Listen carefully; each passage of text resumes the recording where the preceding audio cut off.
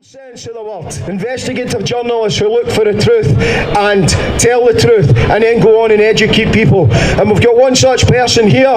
You hopefully know her from podcasts and whatnot. If not, please introduce you to Sara Salyers.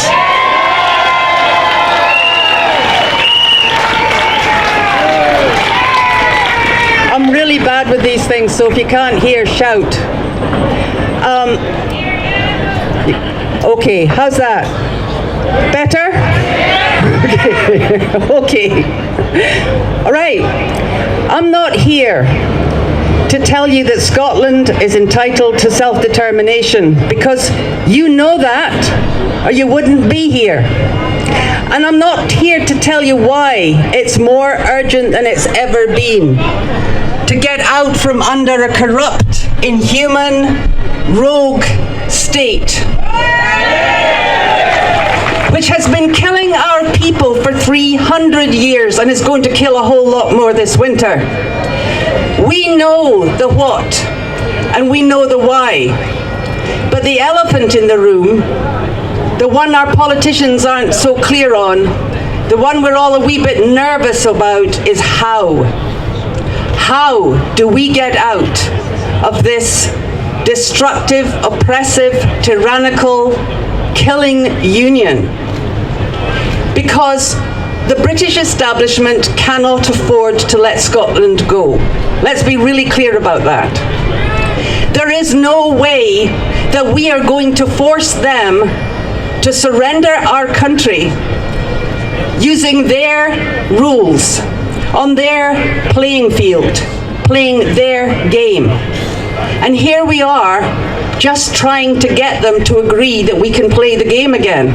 Now, I could stand here for hours and tell you about the things that the British establishment has done to keep Scotland firmly in its grasp, the ways it has rewritten the law, misrepresented the law, committed fraud, fakery, hidden the truth.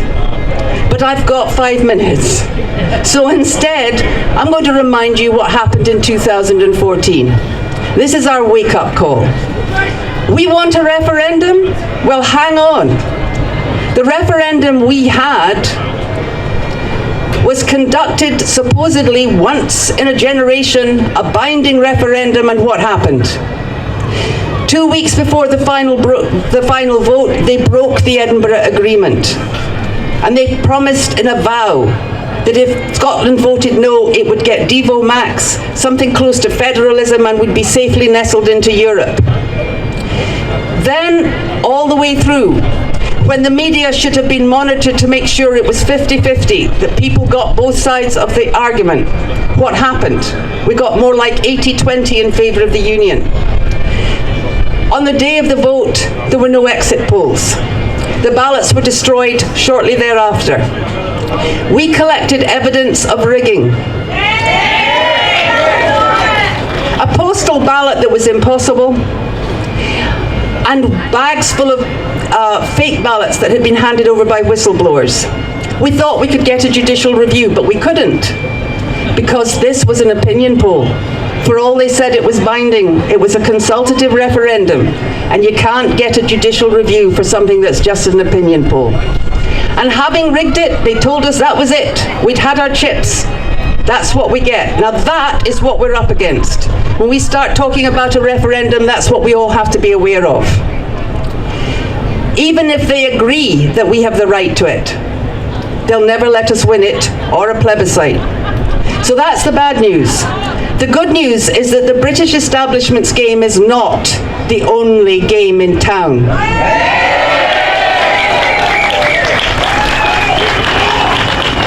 When people talk without meaning it about how the people of Scotland are sovereign, they may not mean it, but they're right. We are. Here's a story. Back in the 80s, something called the Scotland UN Committee started lobbying and pushing international members, international countries, to pressure the British government to obey international and domestic law. And they brought enormous pressure to bear. At the same time, something called the Scottish Constitutional Convention came into being, and they got a motion onto the floor of the House of Commons. You all know that. You know that one? It says that the people of Scotland are sovereign and have the right to determine the form of government best suited to their needs.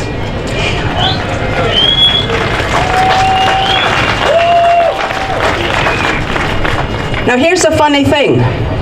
The Scottish Convention, Constitutional Convention, wasn't a parliament. It had no legal power. That statement wasn't an act. It had no legal power. So why do you think that the whole of the union establishment didn't turn up on the benches in the House of Commons and jeer and shout and vote it down? You ever asked yourself that question? Why? The reason is they couldn't. They couldn't because the Claim of Right of 1989 reaffirmed Scotland's Claim of Right Act of 1689. And by the way, you know all those nasty sectarian bits? They're not law anymore. They don't apply. But the bit that does apply, the bit that says the Scots are sovereign, that's a condition of the Union. And the reason they didn't turn up to vote it down and shout and jeer and boo the way they do is because they couldn't. Because if they'd voted it down, they'd have ended the Union. That's the power we've got. Today, Salvo is doing everything we can to explain to people what the Claim of Right really means. It means you are sovereign over Westminster. And as Kenyon Wright said at the time, he thought a lot of people that signed up to it didn't understand that either Westminster is sovereign or the people of Scotland are sovereign, but it can't be both.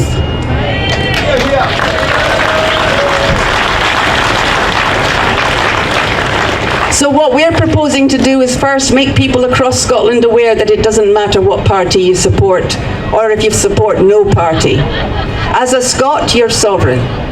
As a Scot, you are entitled to the protection that is given by the Claim of Right.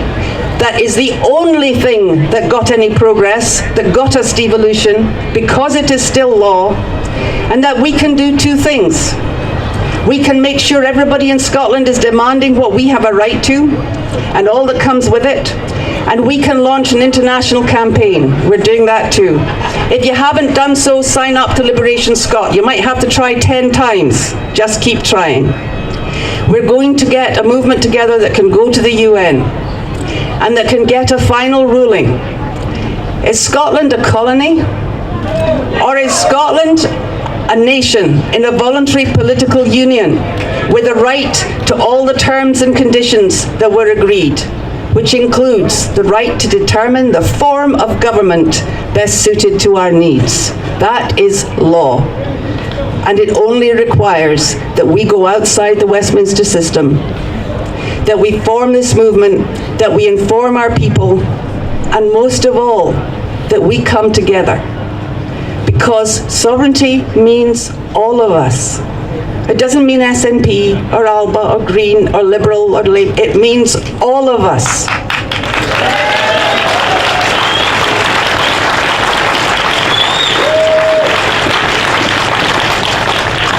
We can do this, and we can hope that our politicians will get behind us instead of asking us to get behind them while they try to beat Westminster in a 300-year-old game that we've never won on their playing field yet. We can win it. We can win it together. And maybe the way to do it is to remember where sovereignty comes from. There's an ancient Scottish system called the Duchas, comes out of the clans, where we began. And it says that we're all kin. It says that nobody rules over anybody else, nobody's a subject, because we're family. That's where it comes from. So maybe we can start to treat each other like family. Families fall out. Families get to the point where they can't stand the sight of each other sometimes. But after all, you're still family. So join Salvo, it's free. Learn all you can about the Scottish Constitution and what we're entitled to by right of law. And don't wait for the lawyers to explain it, because part of what's been done to Scotland is that our lawyers don't learn what the Scottish Constitution is, or where it is, or what it says. So you learn it. Join the liberation movement. And we will go to the international community and we will force Westminster to give up what it has no right to hold on to: our country, our nation, and our people.